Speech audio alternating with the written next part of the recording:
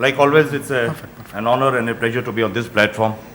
Last week, also we were at Leela, interacting about the same thing. Thanks for the anecdote you mentioned. That gives me a standing start. We talked about the technology, we talked about a high-end sports car. I pity that young girlfriend who was there. She also took a risk. Why come we don't mention that? That's why I'm here. Not to pity and support that young lady, but to fill in a gap which has been existing for a very long time.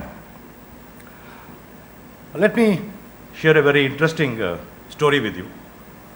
Story interesting now because it's all history. 1986, Upahar Cinema Hall, border movie matinee show was going on.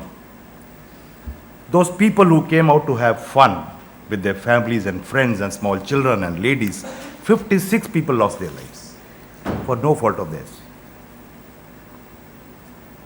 And now the amazing part is, not a single soul died because of fire. Yes, incident was of fire, definitely, no doubt about that. But nobody died because of fire. How did they die? They choked to death. 2 stories below in the basement, there was a generator, short circuiting, and the smoke started billowing, started emanating, filled up the entire auditorium. This is called asphyxiation. Ladies and gentlemen, today we are in 2016. Do we have a solution to neutralize the toxic fumes of fire? I'm not waiting for an answer because it is no. It is a big no.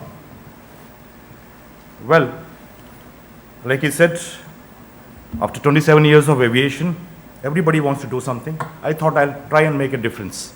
People join a career, people join a company. I didn't do that. I joined a vision. And the name of the vision is ASKA. It's a very versatile, evolving platform which gets in the latest versatile technologies, force multipliers, and saves lives. Single point, one line agenda. And we have been doing that, be it in the case of firefighting systems, latest technology, the lighting solutions, or now CBR or toxic chemical neutralization systems per se. Now, on having said that, I'll quickly run through a presentation because that is customary that a PPT presentation has to be there. But let me assure you, I'll make it very interesting for you. After that, I'm going to show you a small video, right? And then we'll have a little takeaway from here. This is ASKA's USP. I've already briefly covered. Whatever you see is all versatile force multiplier products and high-end technology. Today, we'll restrict our discussion to the chemical threats, which are looming large by the day, starting from the fair and lovely, which our ladies use, to the food we have on our table. Everything has toxic chemicals. These are some of the examples. A quick wrap. Bhilai steel plant gas leakage happened in Chhattisgarh, June 2014. Transportation accident in Jaipur, 2012. Industrial toxic waste disposal is an ongoing thing. Hospital management, scrap disposal, breakage, ongoing thing. And deliberate release, that of course is a different subject, terrorism. Breaking news. These are some of the clippings I've taken from the newspapers. You see young boys falling sick because there was a gas leakage from the titanium sponge plant in Kerala. These are all stories which I picked up from the newspaper, right? Chennai, as late as 2014, 54 women working in a fishery. Can you imagine? Fishery can also have a threat of toxic chemicals and fumes. Visakhapatnam, June 16, 2014. 2 engineers lost their life. Carry on, I mean, there's no end to it. This I take you back to 2010, Haji Bandar, chlorine leaked. And amazingly, our people didn't know how to mitigate chlorine. You know, they sprayed water on that, which turned into acid. And when they realized the situation is now out of control, they dumped all the cylinders into the water. So you can imagine what happened in the sea thereafter. I've just taken some technical base to tell you that out of 314 incidents which happened in a period of 6 years, from 1988 to 2004, the maximum incidents were of chemical, 2005. And Asia was again maximum, 98. What are our vulnerabilities? Why are we prone to all this? I'll restrict our discussion to our region, terrorism, non-state actors, porous borders. Till date, you can see people going across and coming in. Densely populated cities, growing by the day. Widely expansion. Now this expansion when I talk of, 70% of the industry, while expanding, are using chemicals in one form or another. That's why I mentioned about Fair and Lovely and food and beverage, everything. Nothing works these days without the use of chemicals. Implementation of legislation is there, laws are there, but how many of us are really look at it and abide with them? Then awareness was, we are not even aware of the basics, right?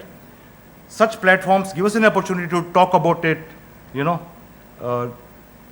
bear out our thoughts and then find a solution on the way forward. Increased use of chemicals, radiological material, Mayapur incident all of us had, waste and effluent disposal. When I take out my garbage from my house and put it in front of the neighbor's house, my house is clean. That is the concept we still live in.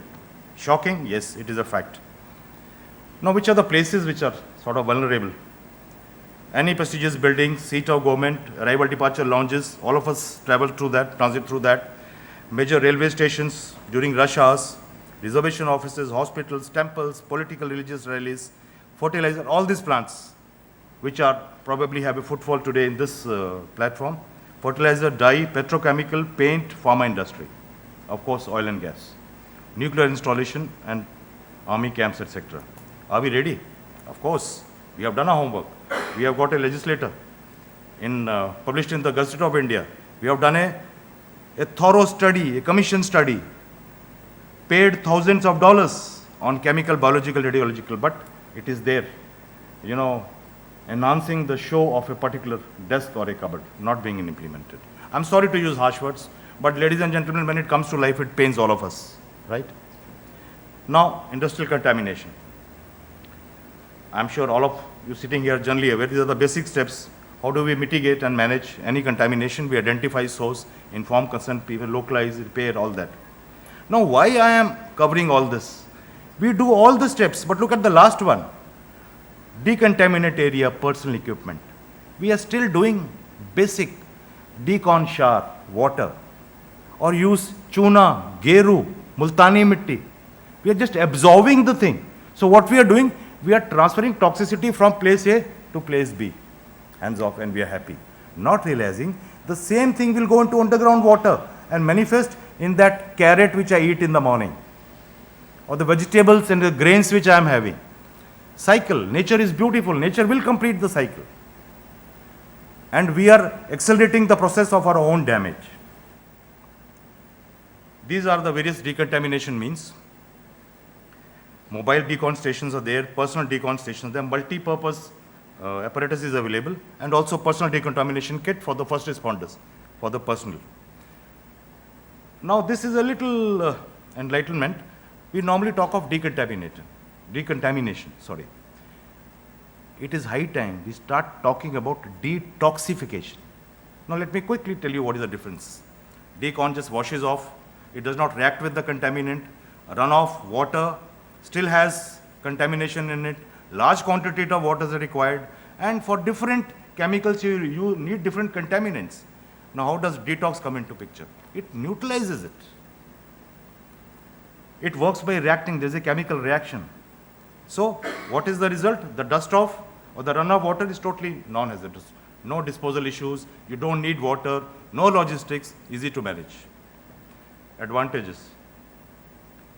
Now this particular concept will become clear when I show you the video. Now I'm just trying to, whet your appetite.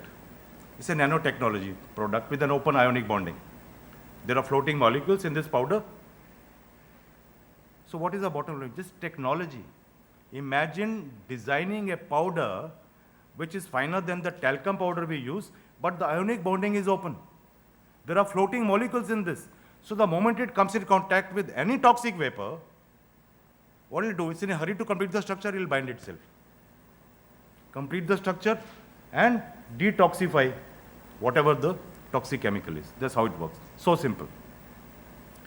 Effective against wide range. Any known, unknown chemical, liquid, vapors, gas, it will work. It's effective.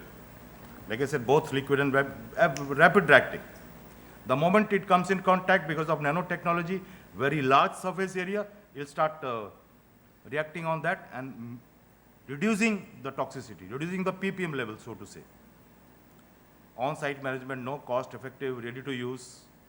These are the basic advantages. Certain government applications which we have identified, and let me tell you, most of them are very forthright in adopting this. Very, very forthright. Most of the fire departments are looking at it because of Ubhar. NDMA, NDRF has already considered it because of the disasters they go through day and night. So people who are in close quarters with life and death have realized the potential of this technology. And as far as we are concerned, oil and gas industry, any chemical pharma industry, this product has a tremendous usage. Fertilizer and chemical. Now, with my experience, I've listed certain threats which can emanate in any fertilizer and chemical industry. These are ammonia, nitric acid, technical ammonia nitrate, methanol, isopropanol, and the beauty is, without exception, this will detoxify all, not decontaminate, detoxify all. Petrochemicals, again, all the threats are utilized. Some of the government departments, I said, who are versatile, they have already adopted this. Now, what should be our focus areas? It has to be like we comment, then we commit. No, the comment and the commitment has to result in action and deeds. That is where the solution comes in. And that is where Fast Act, this powder which is called, I didn't want to share the name with you. I'm telling you now. But this is where the Fast Act comes in, which will neutralize any toxic threat to come along, prevent. Yes, we have SOPs, we have our procedures, we do so many lectures, seminars, we interact with people, we prepare ourselves by getting the personal protection equipment, by looking at technologies, we respond to the threat quickly, we ensure that the downtime is minimum, and we also mitigate. I've finished this presentation, but I'll show you I'll show you a video. Video chalaiye. And at the end of it, I'll be happy if you can ask me some questions and there is.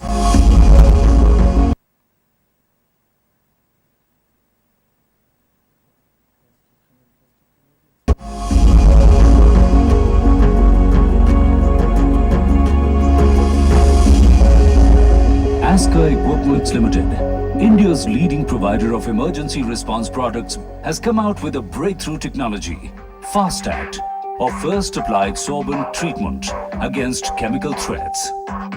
Fast Act is a single-window solution for neutralizing top 27 industrial and toxic chemicals and vapors. It even neutralizes chemical warfare agents. Fast Act is a combination of common metal oxides, namely magnesium oxide and titanium dioxide. The uniqueness of Fast Act lies in its unique morphology. It consists of nanoparticles or particles less than 5 nanometer in size.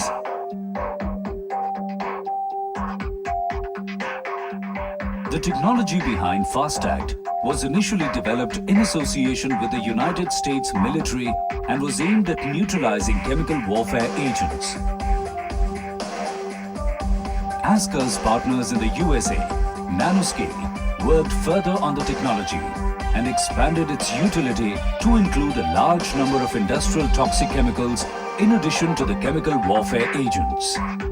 With the support of the National Science Foundation, Nanoscale came up with a way to mass-produce Fast Act, ensuring its widespread utilization across industries. If a bottle of concentrated sulfuric acid was to get spilled accidentally, what would a typical industrial worker do to neutralize it? Thus far, fuller's earth or multani mitti, or an absorbent like lime or chuna, was being used to contain the spill. A pH test confirms that the resultant mixture is as toxic as before. Thus, using an absorbent merely transferred the toxicity from one place to another, while doing nothing to neutralize the actual threat. Fast Act is different. Fast Act is made up of nanomaterials and free radicals. Nanomaterials are agglomerates having very high surface area for giving volume. Its constituents also have an incomplete molecular structure.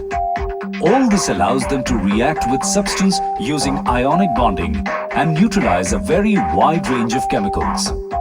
When Fast Act is applied on the same concentrated sulfuric acid, it immediately starts reacting with the chemical and neutralizing it.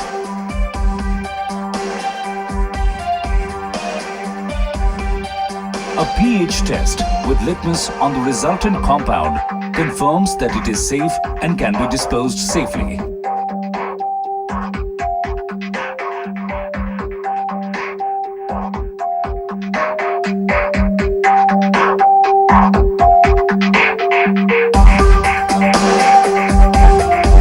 In this demonstration, a technician wearing suitable personal protective equipment floods a sealed chamber with anhydrous ammonia.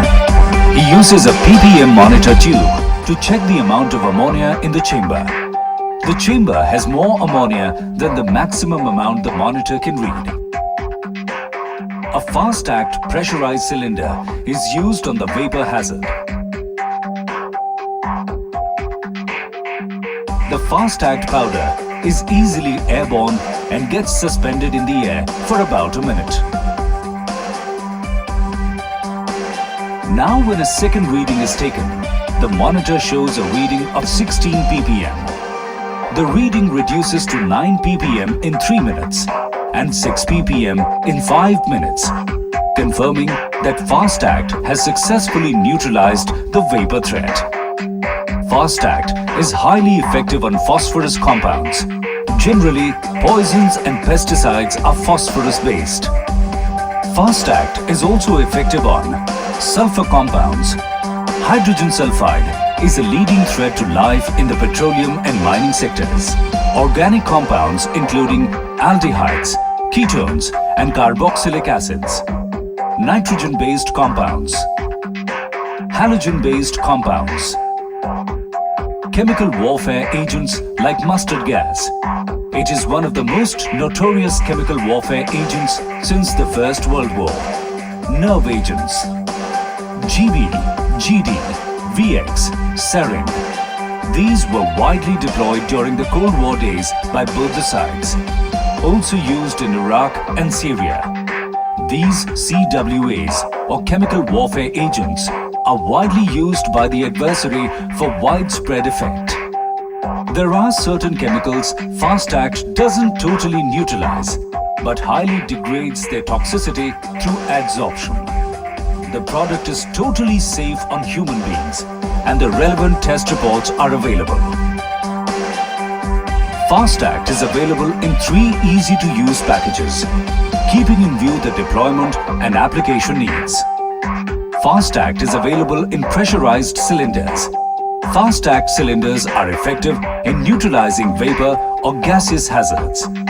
These cylinders are charged with dry nitrogen as propellant, and a 1 kilogram pressurized cylinder can neutralize an area of 1000 cubic meters. Fast Act is also available in individual decontamination mitts or gloves. The mitts are seal-packed that can be individually distributed and used when required. 3 mitts can neutralize a fully kitted emergency response or defense personnel. The shaker bottle is easy to use on liquid and solid spills. It is also available as a wall unit for facilitating use in emergencies. For deployment in various establishments, Fast Act dispersal devices can be customized to suit user requirements and tactical needs. The amazing Fast Act can even neutralize the toxic fumes of fire, a concept not even thought of even after a great tragedy of Upahar cinema, wherein majority of innocent people died due to asphyxiation. With the exception of carbon monoxide, it is effective on all other toxic fumes of fire.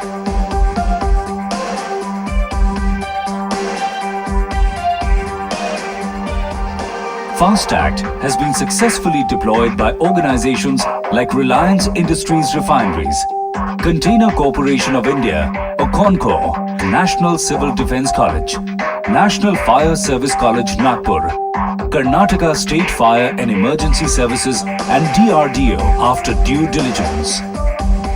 FAST Act can be highly useful in reducing casualties in accident-prone industries like emergency responders, oil and gas industry, printing press industry, chemical and pharmaceutical industry, disaster management teams, underground mines, paper mills, fertilizers, paints and dye industry. Even laboratories, including forensic labs, can engage to enhance the existing levels of human safety. FAST Act has been proven for its high level of effectiveness by reputed laboratories across the world like Edgewood Chemical and Biological Center and Battelle Memorial Institute, Ohio, USA, TNO Laboratories, Netherlands, and RMIT University, Melbourne, Australia. The product is certified by Lloyd's Register for neutralization of H2S. By bringing FAST Act to India, ASKA has once again proven themselves as providers of disaster mitigation technologies that are ahead of their times. For ASKA, it is just a way of life.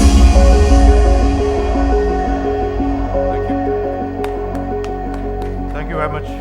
And before I take on the questions, the good news, this product is made in India. Thank you. Thank you. Please. One thing is, just like when you are using this product for, say, neutralization of some acid or some toxic product, then there is an issue of disposal of this very, whole of the mass also. How do you do that? Where do you put it? So, please. Apart from that, the issue of disposal, the another issue is that when you are using it, say, for some sophisticated electronic equipments and all that, I think probably that gets into the electronics and this, just like a DCP powder, it will make it dirty. So that I think probably this also has that issue. Apart from that, I like to know, say, you are spraying it into an enclosed place and where people are there, say you are, say, people die otherwise out of asphyxiation because of some chemical and all that. Doesn't it interfere with the respiration issues of the human beings inside an enclosed when it is sprayed over there?